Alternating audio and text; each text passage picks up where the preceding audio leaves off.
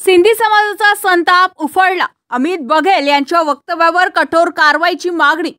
मुख्यमंत्री देवेंद्र फडणवीस यांना वर्ध्यातून निवेदन सादर। छत्तीसगडमधील जोहार छत्तीसगड पार्टीचे अध्यक्ष अमित बघेल यांनी 26 ऑक्टोबर 2025 रोजी सिंधी समाज व त्यांच्या इष्टदेव भगवान झुलेलाल साई यांच्याबद्दल केलेल्या अभद्र वक्तव्यामुळे संपूर्ण सिंधी समाजामध्ये तीव्र संतापाची लाट उसळलेली आहे। या संदर्भात सकल सिंधी समाज वर्धा यांच्या वतीने मुख्यमंत्री देवेंद्र फडणवीस यांच्याकडे कठोर कारवाईची मागणी करणारे निवेदन सादर करण्यात आले।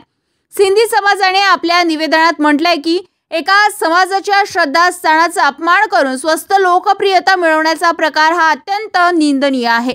अशा वक्तव्यामुळे समाजात तेढ निर्माण होऊन सामाजिक सौहार्द धोक्यात येतोय। त्यामुळे आरोपी अमित बघेल यांच्यावर कडकात कडक कारवाई करून दाखला घालावा। या प्रकरणामध्ये एफआयआर दाखल करून तातडीने कारवाई करावी अशी मागणी देखील निवेदनात करण्यात आली।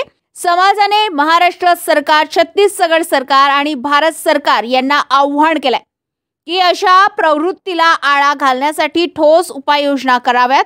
दरम्यान सिंधी समाजातील विविध संघटना, महिला मंडळे व युवक संघटनांनी या वक्तव्याचा निषेध व्यक्त केला असून धार्मिक भावनांचा अपमान सहन केला जाणार नाही असा इशारा देखील दिलाय। जनसंग्राम न्यूज वर्धा।